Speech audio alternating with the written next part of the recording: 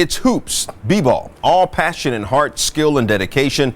March Madness segueing into NBA playoffs with thousands of high school ballers around the country hoping, dreaming. This is a story of a basketball team you've probably never heard of, from a school unlike any you've likely ever seen. You know, there are always turnaround stories in sports, but not one chapter and verse written by a coach and team like this who happen to see the world in a different light. John Barr takes us to Atlanta. Allahu Akbar, Allahu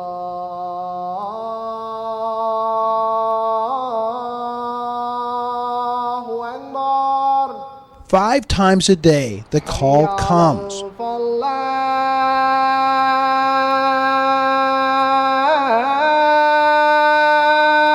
Down a lone hallway, past the fading lockers and small trophy case.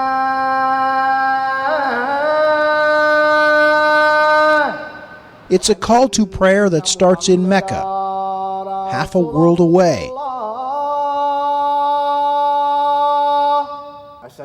but is answered here in a gym near downtown Atlanta by a team of young women and their coach.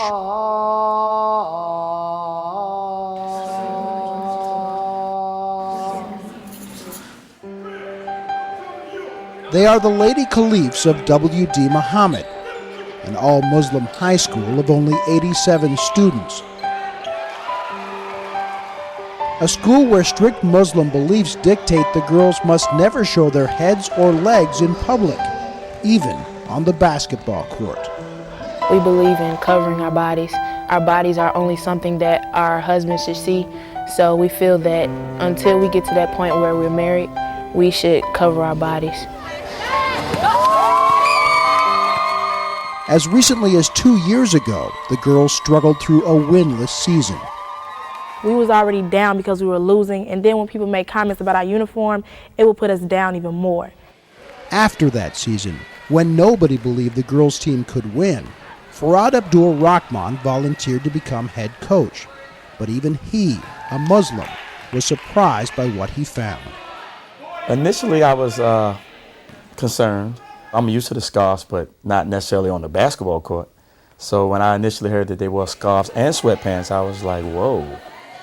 A lot of people take it as a joke, and they say, oh, they have their scarves, the rags, they say, and they have the warm-ups on. Ladies, all right! All right! All right! All right! All right! The faith so central to this team makes players visible targets in a post-9/11 society. 1, 2, 3, defense!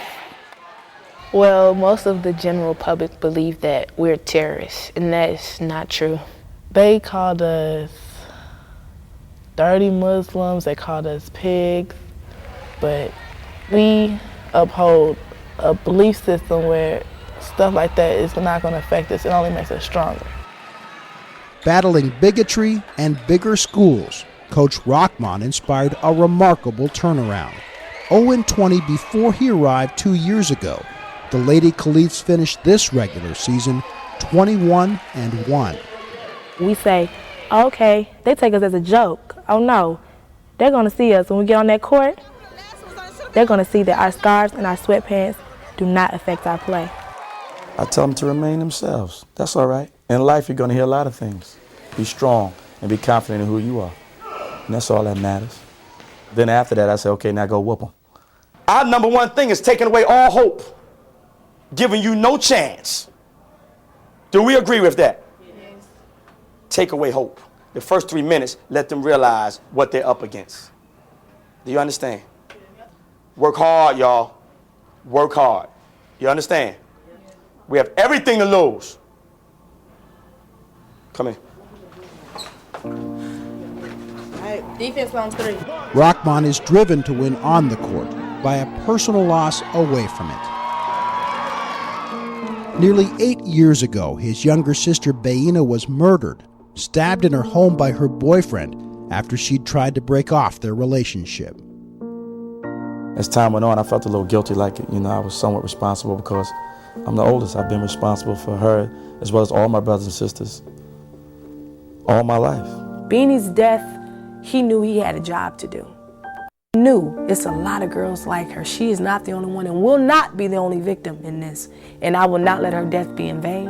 I'm going to go out there and I'm going to help every person I know with self-esteem problems. If this girl goes inside, I want you to stand with her. The sister who lacked self-esteem, the sister Rahman couldn't save, has helped him reach out to girls in ways perhaps no other coach could.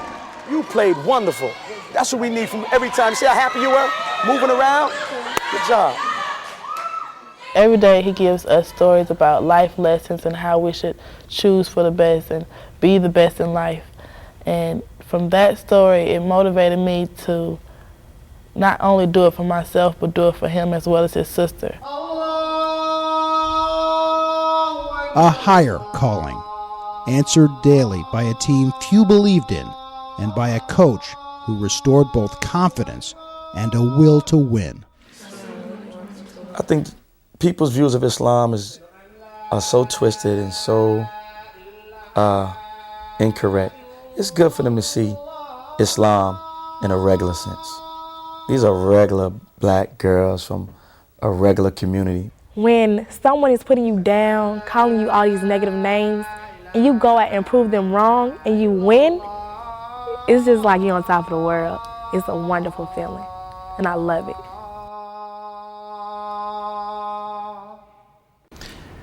If you think it is a disadvantage for his girls to compete in sweats and a scarf, consider this. During the Muslim holy month of Ramadan, the players fast from sunup to sundown. That means no water all day. Coach Rahman has actually called timeouts during night games that start before sundown, just so his players can get something to eat and drink. FYI, WD Muhammad, the smallest team in Georgia to make the Sweet 16, was eliminated last weekend.